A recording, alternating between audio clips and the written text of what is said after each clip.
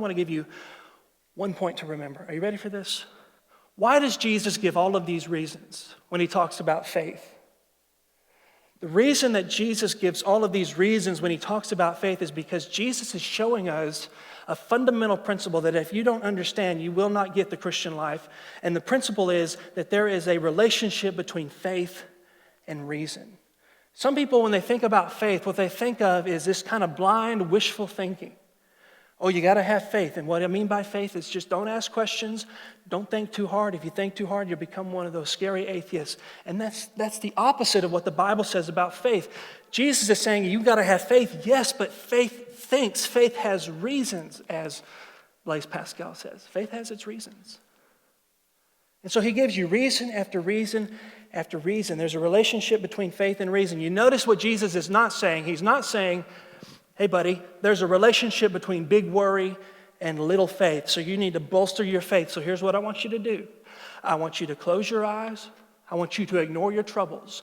I want you to put your legs crossed and hold out your hands like this and hum and forget about it. He doesn't say that.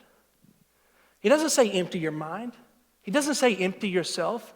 He says think. You notice it in verse 28? Why are you anxious about clothing? Consider. You see that word? Consider. It means to really boil down, to put your mind to it, to not close your eyes, not to turn your mind off, but to turn your mind on. There's a relationship between faith and reason. There's a relationship between big worry and little faith. So you need more faith. But how are you going to get more faith? Not by feeling it, but by thinking. Think.